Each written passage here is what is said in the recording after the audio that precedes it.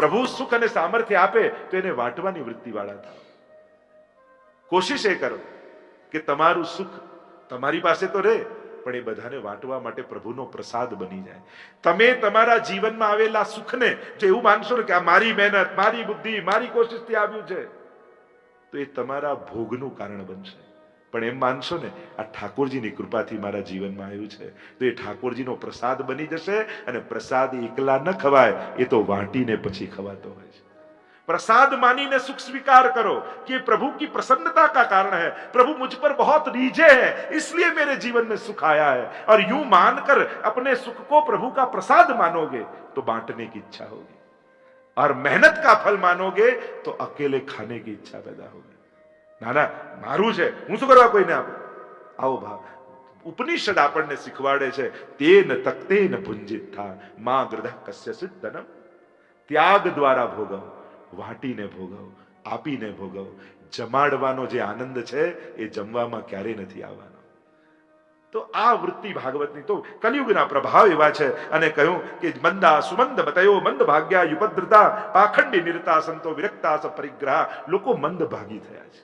જ્યોતિષશાસ્ત્રમાં પણ તમે જુઓ ને, ભૂદેવ બિરાજમાન છે. જે સારા સારા યોગો જ્યોતિષશાસ્ત્રમાં કહેવાતા ને, એ આજે એના જેવા ફળ આપતા નથી.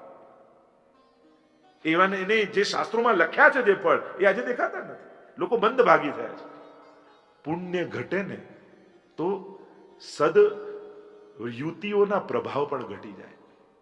પુણ્યોથી સુખ આકર્ષિત થતું હોય છે. જેના જીવનમાં પુણ્યો અધિક હોય ને, કારણ કે મહેનત અને બુદ્ધિ સુખ નથી આપતી, સાધનો આપે છે. મહેનત અને બુદ્ધિથી ઘર મેળવી શકાય, પણ ઘરમાં સુખ એ તો ઈશ્વરની કૃપાથી જ મળે. સાધનો અને વ્યવસ્થા ઊભી કરી શકાય છે, પણ એ સુખના કારણ ત્યારે જ બને છે જ્યારે જીવનમાં પુણ્યો ભેગા થાય છે, પ્રભુની કૃપા મળે છે. મંદા સુમંદ બતયો મંદ ભાગ્યા યુપદ્રતા પાખંડી નિરતા. પાખંડીઓ સંતોના વેશમાં ફરવા લાગ્યા. અનેક પ્રકારના દૂષણો દેખાયા કલયુગમાં.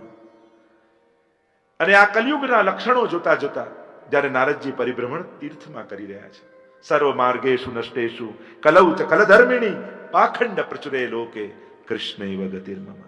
જ્યારે ચારે બાજુ પાખંડનો પ્રભાવ દેખાય, એવા સમયે સાવધાન રહેવાની બહુ જરૂર છે.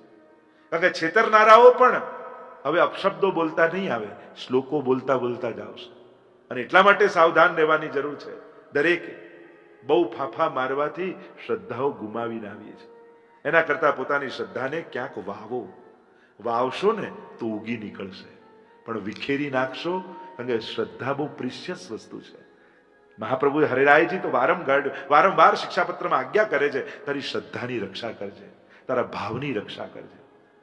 ઘર બગાડે જાય એ નુકસાન નથી, કોઈ ગાડી બગાડી ગયું એ નુકસાન નથી, કોઈ કપડા બગાડી ગયું એ નુકસાન નથી, કોઈ ધન બગાડી ગયું એ નુકસાન નથી, પણ કોઈ મન બગાડી જાય ને તો એ બહુ મોટું નુકસાન છે.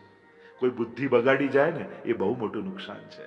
કારણ કે બુદ્ધિ બગાડી ગયું ને, હવે તમને કોઈ દુશ્મનની જરૂર નથી. કારણ કે તમારો દુશ્મન હવે તમારી બુદ્ધિ જ બની ગઈ છે. તમારી બુદ્ધિ જ તમારો સર્વનાશ કરી નાખશે.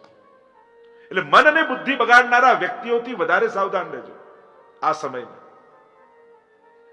કહ્યું કલયુગના દર્શન કરતો કરતો ચારે બાજુ, અને જ્યારે તીર્થોમાં કલયુગનો પ્રભાવ દેખાયો ને ત્યારે નારદજીને વધારે ચિંતા થઈ ગઈ. કારણ કે લોકો સંસારમાં પાપ કરે અને પાપ ધોવા તીર્થમાં જાય, પણ તીર્થમાં જ પાપ હોય તો માણસ પવિત્ર થવા જાય ક્યાં? પેલું આગ બુઝાવવાના ફાયર બ્રિગેડનું જે હોય એનું વેન, અને એમાં જ આગ લાગી જાય તો બુઝાવી શેમાંથી? આ તેવું થયું. માણસ પવિત્ર થવા માટે તીર્થોમાં જાય અને ત્યાં જ પાપ ભોગવવાની વૃત્તિ જોવા મળે તો માણસે જવું ક્યાં? ચિંતા એ છે. અને પરિભ્રમણ કરતા કરતા નારદજી કહેવા લાગ્યા, હું જ્યારે વૃંદાવનમાં આવ્યો અને ત્યાં યમુનાજીના તટ ઉપરથી હું જતો હતો, એટલામાં પાછળથી અવાજ સંભળાયો, ભો ભો સાધો ક્ષણમ તિષ્ઠ મત ચિંતામપી નાશય. અરે મહારાજ, અરે સાધુજન, अरे महात्मन रुक जाइए. और जहां मैंने मुड़कर देखा, જોયો તો એક સ્ત્રી છે. અનેક સ્ત્રીઓ એની સેવા કરી રહી છે. પણ આશ્ચર્યની એ વાત છે કે યુવાન સ્ત્રીના ખોળામાં બે વૃદ્ધ પુરુષો મસ્તક રાખીને સૂતા છે. પૂછ્યું, કોણ છે તું? અને ત્યારે સ્ત્રીએ પોતાનો પરિચય આપતા કહ્યું, અહમ ભક્તિ, હું ભક્તિ છું મહાત્મન. ઈમૌ મે તનયૌ મતૌ, આ બંને મારા પુત્રો છે. એક છે જ્ઞાન, બીજો છે વૈરાગ્ય. દુનિયા કરતા ઊંધું થયું છે મહાત્મા. ચિંતા એ છે દુનિયામાં માં ઘરડા હોય, દીકરાઓ યુવાન હોય, અહીંયા એવું ઊંધું થઈ ગયું. હું યુવાન થઈ ગઈ વૃંદાવનમાં અને મારા જ્ઞાન અને વૈરાગ્ય બંને પુત્રો વૃદ્ધ થઈ ગયા. આપ કૃપા કરો. દ્રવિડ દેશમાં ઉત્પન્ન થઈ, મહારાષ્ટ્રમાં વૃદ્ધિ પામી, કર્ણાટકમાં વૃદ્ધિ, મહારાષ્ટ્રમાં પૂજાઈ, ગુજરાતમાં આવીને ગરડી થઈ, પણ વ્રજમાં આવીને હું પાછી યુવાન થઈ ગઈ. આપ કોઈ રસ્તો બતાવો, મારા જ્ઞાન અને વૈરાગ્ય બંને પુત્રો યુવાન થાય. કારણ કે જ્ઞાન અને વૈરાગ્ય વગર ભક્તિને આનંદ નથી. ભક્તિ ભાવ ઘણો પણ હોય, પણ જો જ્ઞાન ન હોય ને વૈરાગ્ય ન હોય તો ભક્તિને આનંદ ન થાય. કોઈક ઉપાય કરો. નારદજીએ ખૂબ ઉપાય કર્યા, ગીતાજીના શ્લોકોના ગાન કર્યા, વેદ મંત્રોના ગાન કર્યા. આળસ મરડીને ઊભા થાય ને પાછા સુઈ જાય. એવી અશક્તિ જ્ઞાન અને વૈરાગ્યમાં આવી. ઊભા નથી થઈ શકતા. આકાશવાણી થઈ, નારદજી સત્કર્મ કરો. કયું સત્કર્મ કરો એ ન કહ્યું, સત્કર્મ કરો એવી આકાશવાણી થઈ. નારદજી કહેવા લાગ્યા, ભક્તિ હું તને વચન આપું છું, તારા દુઃખનું નિવારણ હું કરીશ. હું કયું સત્કર્મ કરવું એ શોધીશ જેનાથી તારા દુઃખનું નિવારણ થાય. અને નારદજી પરિભ્રમણ કરતા કરતા ભક્તિ મહારાણીના દુઃખનું નિવારણ શોધતા શોધતા ત્રિલોકમાં પરિભ્રમા, ભૂમિ પર પરિભ્રમણ કરતા કરતા બદ્રી વિશાલમાં આવ્યા. અને ત્યાં સનત કુમારો એમને જોયા. અને નારદજી આ ચિંતામાં હતા, ભક્તિનું દુઃખ કેમ જાય. સનત કુમારો કહેવા લાગ્યા, અમારી પાસે ઉપાય છે. અરે તો જલ્દી કહો, શું ઉપાય છે? સનત કુમારોએ કહ્યું, તમે ભાગવત કથા કરો. કારણ કે ભાગવતનો આ કલયુગમાં પણ એટલો પ્રભાવ છે કે ભક્તિ મહારાણીના દુઃખનું નિવારણ કરી શકે છે. એ ભક્તિને તો યુવાન કરશે, પણ જીવના જ્ઞાન અને વૈરાગ્યને પણ યુવાન કરી દેશે. આ ભાગવતનો આ પ્રભાવ છે. જો ભાગવત સાંભળતા સાંભળતા તમારા હૃદયમાં ધીરે ધીરે ભગવાન માટે પ્રેમ અને ભક્તિ જાગવા લાગશે, ભક્તિ યુવાન થવા લાગશે. ધીરે ધીરે જ્ઞાન થોડું મળશે. આ રીતે ભગવાને લીલા કરી, આ રીતે અવતાર, આ રીતે ભગવાને કૃપા કરી, જ્ઞાન આવશે. અને વૈરાગ્ય આ પ્રમાણ જ છે ને. તમે તમારા જીવનના આટલા વ્યસ્ત કાર્યોમાંથી 4-4 કલાક બધું કામ છોડી અને અહીંયા પ્રભુ માટે બેઠા છો, આ તમારું વૈરાગ્ય છે. અને બીજું કાંઈ નહીં, ભાગવત દ્વારા તમે 7 દિવસ 4-4 કલાક કોઈને નડ્યા નહીં એવું શું છે? અત્યારે તો ન નડવું એ પણ મદદ જેવું જ છે. અત્યારે તો કોઈને નિંદા ન કરવી એ પ્રશંસા જ છે. કોઈનું ઝૂંટવી ન લેવું એ આપવા બરાબર જ છે કલયુગમાં. કે કોઈનું લઈ ન લીધું. માણસ ક્યાં વૃત્તિઓ રહે છે અને એનાથી સામર્થ્ય જોડે પણ કોઈ મેળાપ નથી. મેં તો ઘણી એવી મોટા ઘરની શેઠાણીઓને જોયું છે કે એમની કામવાળી નવા કપડાં પહેરીને આવે ને તો ઈર્ષા થઈ જાય કે આ સાડી આની પાસે ક્યાંથી આવી. એટલે એ અભાવનું પણ એમાં વૃત્તિમાં કામ નથી કે અભાવ હોય ને ઈર્ષા થાય તો બરાબર છે. બધું હોવા છતાં ઈર્ષા થાય છે. તકલીફ ત્યાં છે. કલયુગની તકલીફ એ છે, હોવા છતાંય વૃત્તિઓ નથી જતી. માણસ સંજોગો ભગવાન સારા કરી નાખે તોય વૃત્તિઓ નડી જાય છે માણસ. બધું હોવા છતાંય જૂટવવાની વૃત્તિ કેવી રહે છે સમાજમાં? બીજાનું પડાઈ લેવાની વૃત્તિ, લઈ લેવાની વૃત્તિ કેવી હોય છે? આ તો ઘણીવાર સમાજની શરમ અને કાયદાનો ડર માણસને પવિત્રતા રાખે છે. બાકી જો આ બંને જતું રહે ને તો માણસ લેવામાં કોઈનું બાકી ન રાખે. લોકો શું કહેશે ખબર પડશે તો, કાયદાનું આમ થઈ જશે તો. આ ડરે ઘણાને ચોરી કરતા અટકાવેલા છે. બાકી વૃત્તિઓ તો કામ કરતી જ હોય છે ક્યાંક ને ક્યાંક. તો જે નારદજી કહેવા લાગ્યા, તો આ વૈરાગ્ય ગુણ, જો આપણે એમ માનીએ કે આપણે કથા બેસાડી, આપણે કથા નથી બેસાડતા, કથા આપણને બેસાડે છે. બાકી આમાંથી ઘણા એવા છે 1 કલાક પણ બેસાડવા કેવા અઘરા થઈ જાય. અને એ બધા આટલું બધું છોડી 4-4 કલાક કથામાં બેઠા. આપણે કથા નથી બેસાડતા, કથા આપણને બેસાડે છે. અને મારું કામ એ, તમે કથામાં બેઠા તો 7મા દિવસે હું કથા તમારામાં બેસાડી દઈશ. અને કથા લઈ પોથી લઈને જઈશ, પણ કથા તમને આપતો જઈશ. ગ્રંથ લઈને જઈશ, પણ ગોવિંદ તમને આપતો જઈશ. શ્લોકો લઈને જઈશ, પણ શ્રીજીનો સ્નેહ તમને આપતો જઈશ. તો જે તત્વ છે એ તમારું છે. જે દેખાય છે એ લઈને, જે આવ્યું એ જવાનું, પણ આમાં જે છે એ આપીને જવાનું છે. આ બધું તમારું થઈ જવાનું. ભાગવત દ્વારા ભગવાન તમારો થઈ જાય છે. કારણ કે એવો ભાગવતમાં ભગવાન બિરાજે છે, અહમ ભક્ત પરાધીનો, હું ભક્તને આધીન છું. ભાગવત તમને ભક્ત બનાવે અને ભગવાન ભક્તને આધીન થઈ જાય, એવો ભાગવતનો મંત્ર છે. આ મહત્તા ભાગવતની છે. અહીંયા સનત કુમારો કહેવા લાગ્યા, તમે ભાગવતનું આયોજન કરો, ક્યાં કરો, કઈ રીતે કરો, કોણ કરે? સનત કુમારો કે અમે તો સત્સંગ માટે જ આવ્યા છીએ, અને સત્સંગમાં અમને એવો કોઈ આગ્રહ નથી. અમને કોઈ બોલનારું મળે તો અમે સાંભળવા બેસી જઈએ, અમને કોઈ સાંભળનારું મળે તો અમે ગાવા લાગીએ. અમને તો હરિના ગુણગાનથી મતલબ છે. તો તમે હરિદ્વાર પાસે આનંદ નામનો તટ છે, ત્યાં ભાગવત કથાનો પંડાલ બાંધો, આયોજન કરો, અમે પોતે ભાગવત કરીશું. નારદજી તો પ્રસન્ન થઈ ગયા. ભાગવત જેવી કથા અને સુખદેવ અને આ સનત કુમારો જેવા વક્તા, આ બેનો સુભગ મિલન થાય તો શું બાકી રહે? પ્રસન્ન થતા થતા બધી જ તૈયારીઓમાં લાગ્યા છે.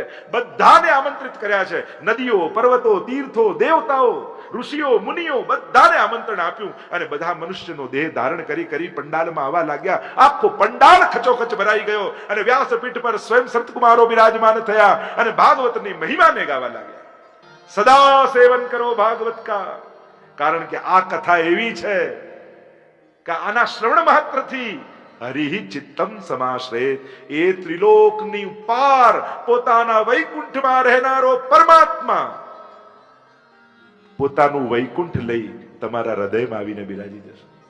આ મહત્તા ભાગવતના કથાની છે કે ભગવાન આ કથાના માધ્યમ થકી શબ્દનું રૂપ ધારણ કરી કર્ણેન્દ્રિયો દ્વારા તમારા હૃદયમાં વાસ કરી જશે.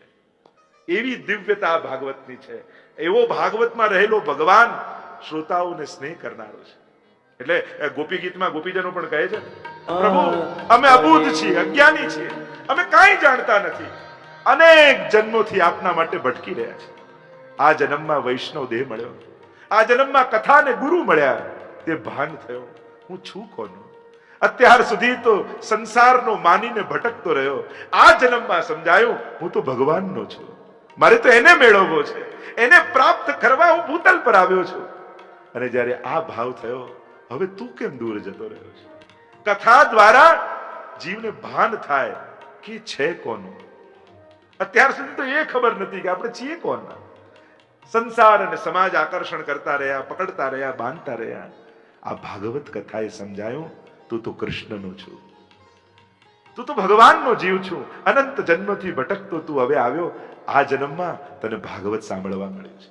આ ભાગવત ભગવાનને મળવાની ઉત્કંઠા જગાવે છે. આ સૌથી મોટું ફળ છે. ભગવાન મળે એના કરતા પણ એને મેળવવાની ઈચ્છા એ વધારે મધુર છે. એને પામવાની લાલસા છે ને, એ લાલસામાં જે આનંદ છે ને, એટલો તો એને ભેટી જવામાં પણ નથી. એ લાલસાથી ગોપીઓ જીવે છે. કૃષ્ણ દર્શન લાલસા, ગોપી ગીત કે અંત में गोपियों ने कहा, इति गोप्य प्रगायंत परलपंतश्च चित्रधा रुरुदुः सुस्वरम राजन, कृष्ण दर्शन लालसा. रोई है गोपियां इस लालसा को लेकर. बस भगवान ऐसी कृपा कर दे, उन गोपियों जैसी लालसा हमारे मन में जग जाए. तुझे पाने की आकांक्षा, ઈચ્છવું જ હોય તો મોટું ઈચ્છો, માંગવું જ હોય તો મોટું માંગો. ભગવાનથી માંગવા કરતા ભગવાનને જ માંગી લો ને. તું જ મારો થઈ જાય, મારે તો આ જોઈએ છે. કોઈ શેઠ પાસે જઈને પૈસા માંગવા કરતા એ શેઠને જ પોતાનો કરી લો તો બધુંય તમારું થઈ જાય. એ ભગવાન તમારો થયો, ત્રિલોકનો નાથ તમારો થયો, તો શું બાકી રહ્યું? सब कुछ मांग लिया है, एक तुझको मांग कर, और उठते नहीं है हाथ मेरे इस दुआ के बाद. તને માંગીને બધું જ માંગી લીધું. આ તો આ કથાનો પ્રભાવ એવો છે, ભગવાનને પામવાની ઈચ્છા કથા આપે છે. ગોપિયા કહેતી હે તવ કથામૃતમ તપ્ત જીવનમ. સંસારથી તપેલો જીવ સંસારે હંમેશા આપણને તપાવ્યા છે, સદા તપાવ્યા છે. ભલે ગમે તેટલી અનુકૂળતા હોય, પણ સંસાર સતત કૂદતો રહે, તપાવતો રહે, આપણને પરીક્ષા કરતો રહે સતત.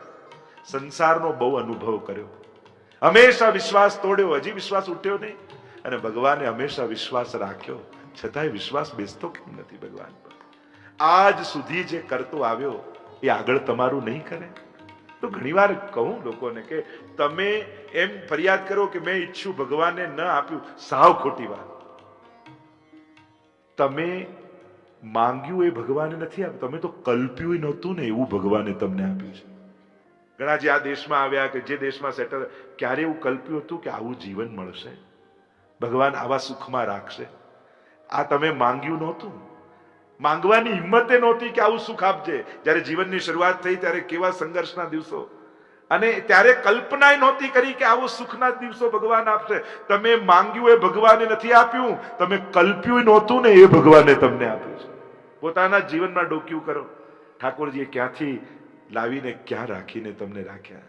હજી ફરિયાદ, હજી વિશ્વાસ નહીં, અને હજી એમ તો માંગ્યું ના આપ્યું. અરે આ જે મળ્યું છે તો માંગવાની હિંમતે નહોતી, એવા સંજોગોમાં હતા, અને ત્યાંથી ઠાકોરજી આ સંજોગોમાં રાખ્યા.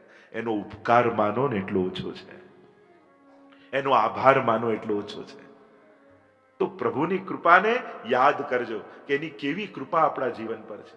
અહીંયા જયારે ચર્ચા ચાલી રહી છે તો આ ભાગવતનો એવો પ્રભાવ, સદા સેવ્યા સદા સેવન કરો. કથા માટે એમ ને, મેં તો એકવાર ભાગવત સાંભળી લીધી છે, એવું કથા તમે ક્યારે? મેં તો એકવાર શ્વાસ લીધો, એવું કોઈ કે? હું તો ગઈકાલે જમ્યો તો હતો, પાછો છે ને થાળી પીરસો છો. મૂળ વાત એ છે, કથા એ દવા જેવી નથી, ભક્તો માટે ભોજન જેવી છે.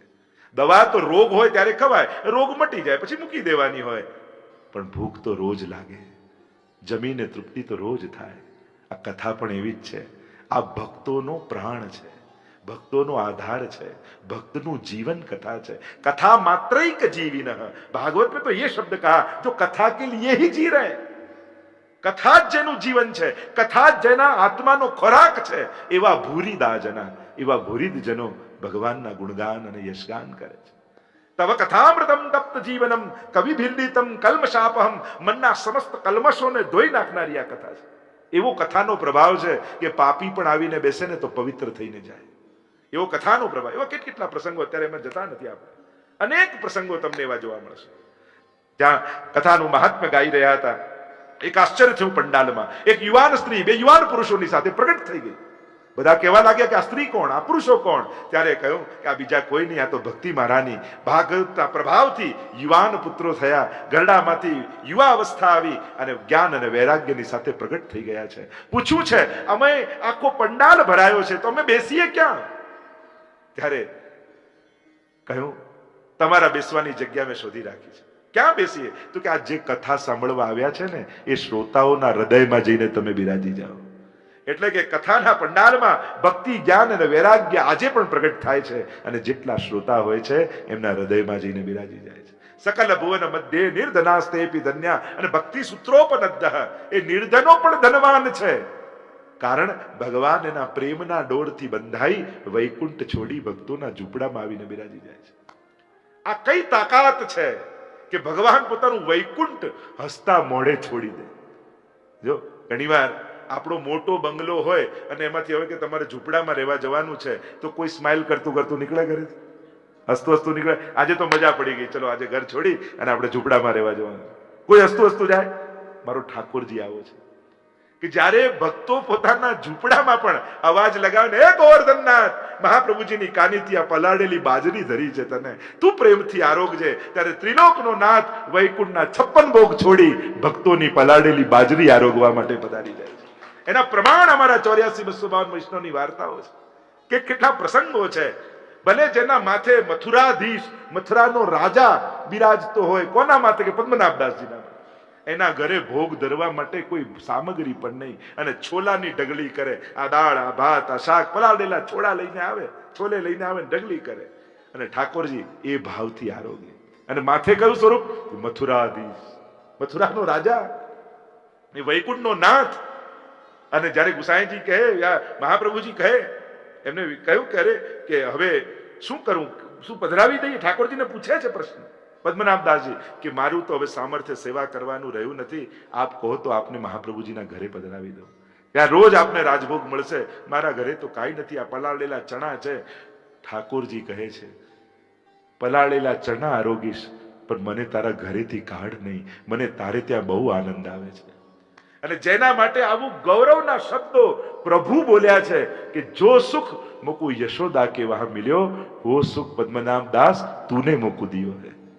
જે સુખ મને યશોદાજીના ઘરે મળ્યું એ સુખ તે મને આપ્યું છે પદ્મનાભ દાસ. વિચાર કરો, એ વૈકુંઠનો નાથ હસતા મોઢે પોતાના વૈકુંઠના સુખ છોડી આપણા 2x2 ના ખાનામાં રાજી રહીને બિરાજે છે. તો વિચાર કરો, સેવા પધરાવવામાં આપણો ત્યાગ મોટો કે ઠાકોરજીનો ત્યાગ મોટો? આપણે તો કાંઈ નથી છોડ્યું. આપણે તો 24 કલાક જે ભગવાને જ આપ્યા હતા ને, એમાંથી અડધો કલાક કાઢ્યો. એણે તો વૈકુંઠ છોડીને આપણા ઘરે આવ્યા છે. એણે પોતાનો સમગ્ર વૈભવ છોડ્યો છે. આ ભક્તિ સૂત્ર, આ ભક્તિની ડોરથી પરમાત્મા ખેંચાય. અહીંયા આગળ કહ્યું સ્વયં ભગવાન આવ્યા અને ભગવાને વચન આપ્યું કથાની મધ્યમાં બધાની વચ્ચે હવે જ્યાં જ્યાં પણ ભાગવત કથા થશે હું વચન આપું છું ત્યાં હું પોતે પધારીશ. એમ કહેવાય રામાયણની કથા થાય ત્યાં હનુમાનજી આવે, મહાભારતની કથા હોય ત્યાં અશ્વત્થામા આવે, જ્યાં ભાગવતની કથા હોય ત્યાં સ્વયં ભગવાન પધારે છે. અને આ નિશ્ચિત છે. પ્રશ્ન કર્યો કે જે પાપી હોય એનો ઉદ્ધાર ભાગવત કરી શકે? ભક્તિના તો દુઃખનું નિવારણ કરે, પણ જેને અનેક પાપ કર્યા હોય, જેનું ગયામાં જઈને શ્રાદ્ધ કર્યું હોય, પ્રયાગમાં જઈને શ્રાદ્ધ કર્યું હોય, છતાંય જેનો ઉદ્ધાર ન થાય એના ઉદ્ધારનો કોઈ ઉપાય કર? કહ્યું હા, આ ભાગવત 100 વાર ગયા શ્રાદ્ધથી પણ જેનો ઉદ્ધાર ન થાય એનો એક ભાગવત કથાથી ઉદ્ધાર થઈ જાય છે. આ કથા એવી છે સંતતિને સૌભાગ્ય આપે છે અને પૂર્વજોને સદગતિ આપે છે. જ્યારે કોઈ એક જીવ કથા કરે છે ને તેની આવતી અનેક પેઢીઓ જે આવ્યા નથી એના ભાગ્યમાં સૌભાગ્ય લખી દે છે, અને જેણે પૂર્વજોને જોયા નથી એ પૂર્વજોની સદગતિ લખી દે છે. એવું આ ભાગવત કથાનું મહાત્મ્ય છે. અને ધુંધકારીની કથા સંભળાવી, આત્મદેવની કથા સંભળાવી. આત્મદેવ નામનો બ્રાહ્મણ તુંગભદ્રા નદીના તટ પર રહે છે. એક ગામ છે આ નદીના કિનારે. પત્ની છે ધુંધુલી. આધ્યાત્મિક અર્થ કરીએ, આત્મદેવ એટલે જીવાત્મા, ધુંધુલી એટલે દુર્બુદ્ધિ. બધું જ છે, સંતતિ નથી. અને દુર્બુદ્ધિ માણસને સત્સંગનું ફળ લેવા દેતી નથી. તુંગભદ્રા નદીનો તટ એટલે તુંગ એટલે શિખર, ભદ્રા એટલે કલ્યાણ, કલ્યાણનું શિખર એટલે આ માનવ દેહ. એમાં છે આત્મદેવ, આ જીવાત્મા. બધું જ છે, સંતતિ નથી. એકવાર એટલું દુઃખ એને લાગ્યું કે આ બધું જ ભેગું કર્યું કોના માટે? લાવ આત્મઘાત કરી લો. આવ્યા સાગર સરોવરના તટ ઉપર, થયું કે કૂદકો મારીને આત્મઘાત કરી લો. એમ જોવા જાવ તો સંતતિ નથી એમ નથી, પણ આ ધુંધુલી માં બનવા માંગતી જ નથી. અનેક પ્રકારના તર્ક કુતર્કો આપે છે કે અરે જો આ સુખદેવજીની જેમ 16 વર્ષ રહી જશે તો હું કેમ બચીશ? અરે જો કોઈ ચઢાઈ કરી દેશે તો હું ભાગીને ક્યાં જઈશ? અનેક પ્રકારના તર્ક કુતર્કો છે. મૂળમાં એ માં બનવા માંગતી જ નથી. વેદના વેઠ્યા વગર સુખ આવતું નથી, અને ત્યારે સ્નેહ જાગે છે. આત્મદેવને એમ થયું સંતતિ નથી, ગયો આત્મઘાત કરવા માટે.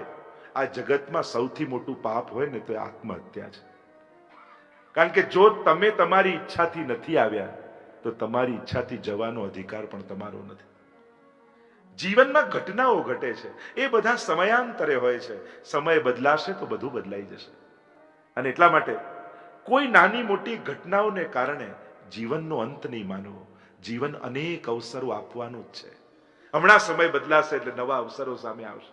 એક એક્ઝામ એ કોઈ જીવન નક્કી નથી કરતી, એક કોઈ કોન્ટ્રાક્ટ એ કોઈ જીવન નક્કી નથી કરતું, એક કોઈ અવસર એટલું જીવન નથી. જીવન હજી ઘણી તકો લઈને તમારી રાહ જોઈ રહ્યું છે. એક ઘટનાને જીવનની અંતિમ ઘટના ન માનો. ઘણા અવસરો આવશે, ઘણી તકો આવશે, આના કરતા સારી સારી તકો આવશે. આત્મઘાત કરવાનો પ્રયાસ કરવા આવ્યો અને જ્યાં કૂદવા જાય ત્યાં જોયું તો કોઈ મહાત્મા બેઠા છે. થયું મહાત્માઓના આશીર્વાદ તો ભાગ્ય બદલવાનું સામર્થ્ય રાખે છે. લાવો એના ચરણે જાઉં. દોડતા ગયા અને ચરણોમાં પડ્યા. રડવા લાગ્યો આત્મદેવ. પૂછું શેનું દુઃખ છે?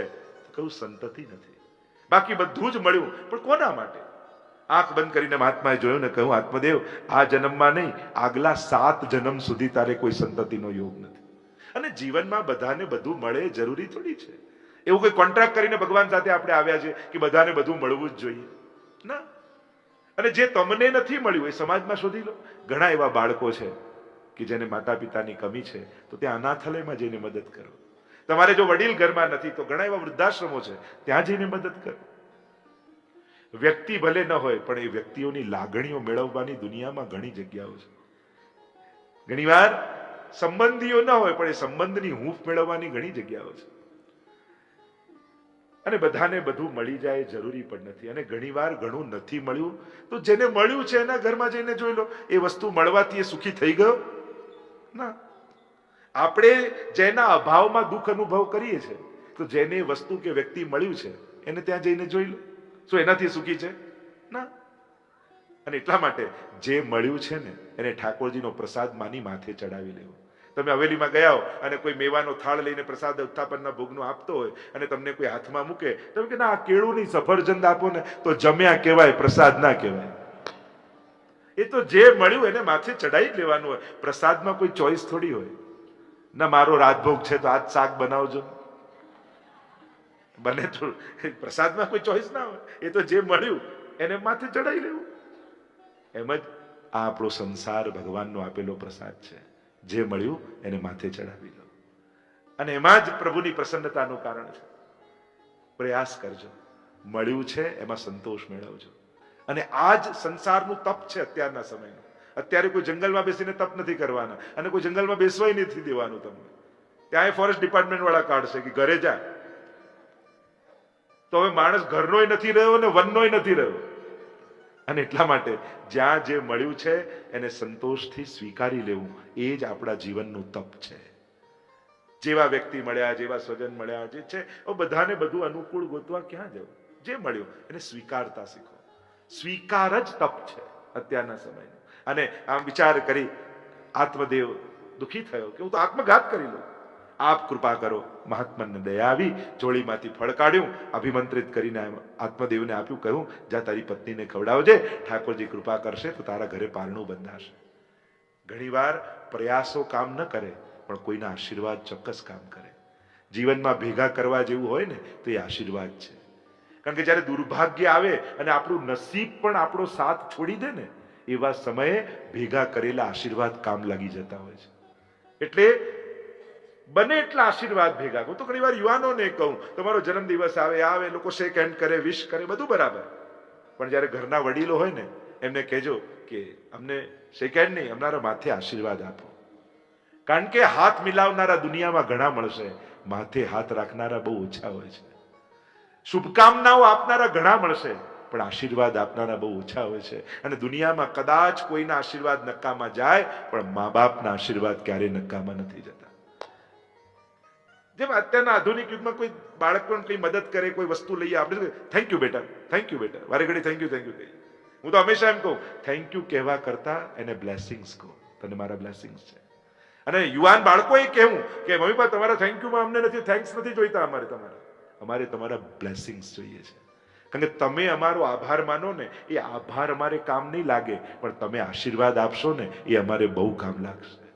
એટલે આજ પછી યુવાનોને પણ હું કહું, જો તમે કાંઈ મા બાપનું યા વડીલનું કામ કરો અને થેન્ક્સ કહો ને તો ના, થેન્ક્સ ના કહેશો, તમે બ્લેસિંગ્સ કહો. અમારે તમારા આશીર્વાદ જોઈએ છે. દુનિયામાં સન્માન તો દુનિયામાં ઘણી જગ્યાએ મળશે, આશીર્વાદ આપવા મેળવવાની બહુ ઓછી જગ્યાઓ છે. અને એ જગ્યા અમે ગુમાવવા નથી માંગતા. લોકો એમ કે દીકરો મોટો થાય, દીકરી મોટી, પછી એને મિત્ર બનાવી લો, ફ્રેન્ડ બનાવી લો. હું તો કહું ના, મિત્રો તો દુનિયામાં ઘણા મળશે પણ મા બાપને મા બાપ જ રહેવા દેજો. એને બહુ મિત્ર બનાવવાની કોશિશ ના કરે. હા, આપણે એને સ્વીકારીએ, હસી કરી, જુદી વાત છે, પણ મિત્ર તો હજારો બનાવી લઈશું. મા બાપ તો ભગવાને એક એક જ આપ્યા છે, એને એ જ જગ્યાએ રહેવા દો. કારણ કે એના ફિલિંગ્સ જુદા છે. પિતાનો ભાવ જુદો છે, માનો ભાવ જુદો છે, એ બધે નહીં મળે. મિત્રનો ભાવ તો હજારો જગ્યાએ મળશે. એટલે એ અહોભાવ મા માટેનો, પિતા માટેના, એના જે ફિલિંગ્સ છે એ બહુ દુર્લભ ફિલિંગ્સ છે. અને એ ફિલિંગ્સ બીજે ક્યાં તમે ફીલ કરશો? આ તો જગ્યા છે. એટલે એમને કહો કે તમે ભલે અમને ભેટો, મદદ કરો, આ કરો, બધું જ બરાબર, પણ મારો જન્મદિવસ છે, મને પગે લાગવા દો તમને. કારણ કે મા બાપના પગે પડવામાં જે સુખ છે એ સુખ બીજે જલ્દી નહીં મળે. તો એ સુખને શું કરવા ગુમાવો છો? ભગવાને આપ્યું છે સુખ, તો એ સુખને શા માટે ગુમાવો છો? આપણા બધાની તકલીફ શું? ખોટું કરતા શરમ ના, સારું કરું ઈચ્છા તો બહુ થાય પણ શરમ આવે. અમને તકલીફ એ છે, ગુસ્સો કરતા ગૌરવ લાગે, આપણે તો મોઢા પર કહી દીધું પણ માફી માંગતા શરમ આવે. ઈચ્છા તો બહુ થાય પણ કેમ કરીને સોરી કહું? આપણી તકલીફ એ જ છે, પાપ કરવામાં મજા આવે છે અને પુણ્ય કરવામાં કંટાળો આવે છે.